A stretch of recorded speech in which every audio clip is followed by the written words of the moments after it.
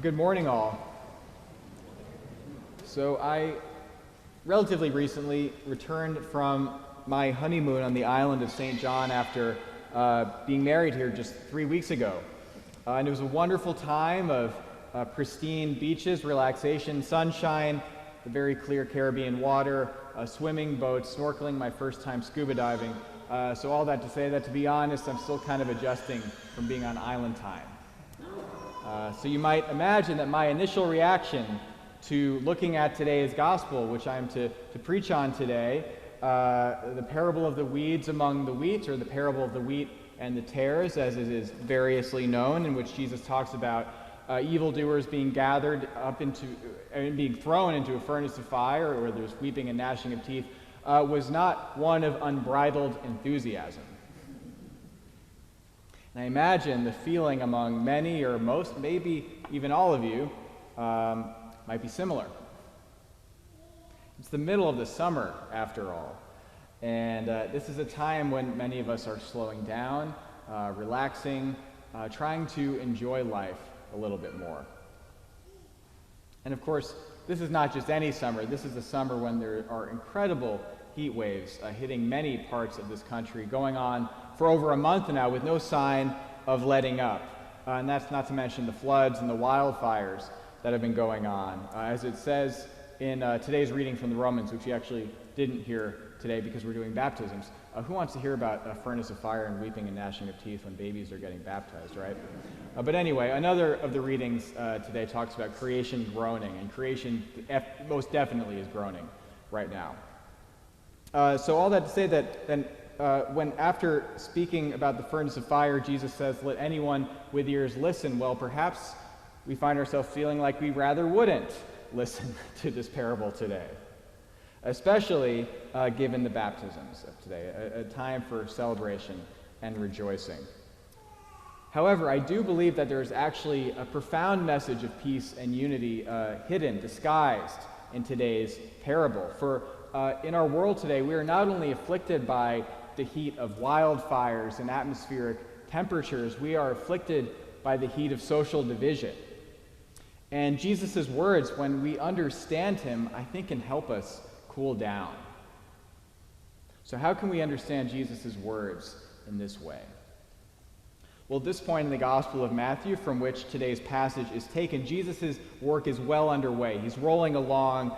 He has given the famous Sermon on the Mount. He is teaching. He is healing. He has called his 12 disciples, and he has sent them out to do similar work to what he himself has been doing. Jesus is winning adherents. He is building a movement.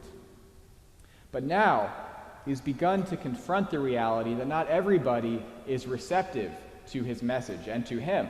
And that, in fact, he's starting to get some opponents. So today's parable of the wheat and the tares is addressed to this reality of unreceptiveness on the part of some, and even opposition. Hearing this passage today, what might stand out the most is Jesus' details about evildoers being cast into a furnace of fire and so on. But I actually don't think that is at all the heart of what Jesus is trying to communicate here. And that's because Jesus did not create the ideas, the imagery, the language of a final judgment, such as he describes here, when the righteous are separated from the wicked. This was a well-established concept taken from the language, the genre of Jewish apocalypticism, that's a mouthful, which Jesus often spoke in. This was a mindset, a worldview that saw history as being brought to a tumultuous climax followed by a good conclusion through the activity or intervention of God in history that typically involves some kind of separation of the righteous from the unrighteous, and metaphors for that include wheat from weeds as we get today, or sheep from goats as we get later in Matthew's Gospel. Apocalyptic language is poetic and it's provocative in how it imagines these shakings up of world history. And we see it in both testaments, including, of course, today's parable from Jesus. So, in talking about a separation of the righteous from the unrighteous, such as Jesus seems to be doing here, he's not saying anything new, and therefore there's not really any teaching there. His audience would have been well familiarized with such concepts. I think the teaching here, rather, is that Jesus is telling his people, both then and now, throughout history, to not presume that we know who the good people and the bad people are, to not presume that we know who the wheat is and who the weeds are, and certainly to not try to eliminate or cast out or cancel the people we deem to be wrong or impure. Because we are all too eager, aren't we, to put ourselves in the position of judge. We are all too eager to put down, to cast out, dismiss, or even destroy people we disagree with. And to that tendency, Jesus is saying, don't try to pull up the weeds. Don't be so sure that you can tell the wheat from the weeds. The kind of weed that Jesus is talking about here is not the kind of weed you might be thinking about, but it is rather one called darnel, which is a poisonous weed that looks a lot like wheat. So you really can't tell them apart, unless maybe you're a real pro. So Jesus is saying, let them grow up together. Let the weeds and the wheat coexist. Let God take care of it. This is a message of tolerance and grace, after all, it turns out. And don't we need that now?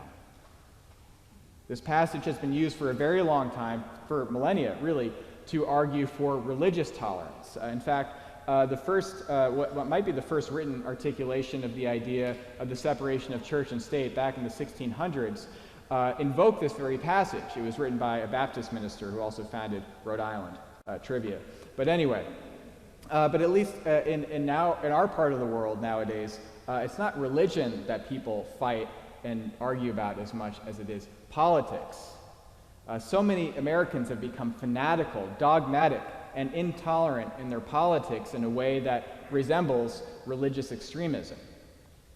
In a 2021 article in The Atlantic called "America Without God: How Politics Replaced Religion in America," the writer Shadi Hamid says that amid the decline of religiosity in America, religious belief has been channeled into political belief.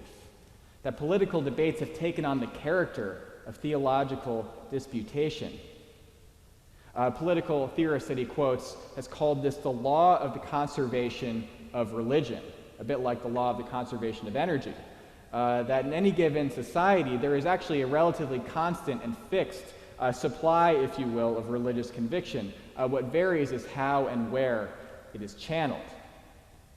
So Hamid writes that it is little wonder that relatively newly ascendant American ideologies which have filled the vacuum left by religion are so divisive and so charged. On the left, we have people who have taken religious ideas, consciously or unconsciously, like original sin, atonement, ritual, and excommunication, or cancellation, and repurposed them for secular ends.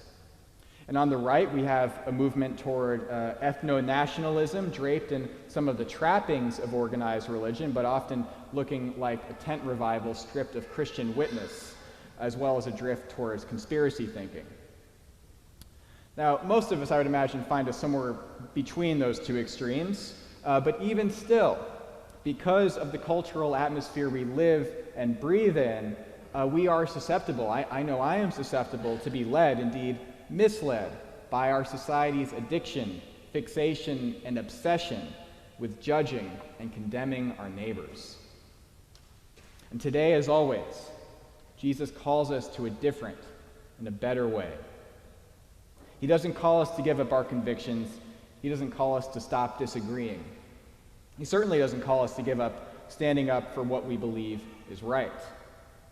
But he does, I believe, call us to give up our judging and condemning one another. Because that is not his way. That's not the way he taught. That's not the way that he lived. There are dangers in seeking to root out the people we differ with. Very real dangers. First of all, as Jesus says in the parable, we might uproot the good with the bad. Who are we to tell the good from the bad apart? Another issue is that we end up reinforcing that with which we disagree or that which we oppose. The spiritual master Ram Dass, in his 1971 book, Be Here Now, wrote, and I mentioned the publication year because he talks about hippies, which were actually a relevant matter at the time. He says, hippies create police and police create hippies. If you're in polarity, you are creating polar opposites. You can only protest effectively when you love the person whose ideas you are opposing as much as you love yourself. And that brings us to my final point. Love. Right? All of this, God, Jesus, life, it's about love. And when we are busy judging others, there's no way we can be loving them. And if we do not have love, as St. Paul famously wrote, we have nothing. And as the great Saint Macrina said in her commentary on this very parable, if love is taken from us, how shall we be united to God? That is our only link to God. It's all we have. So today, perhaps Jesus' word to us is to judge a little less and love a little more, to practice live and let live a little more, and to remember that love is a much more solid foundation for justice and change than judgment. Amen.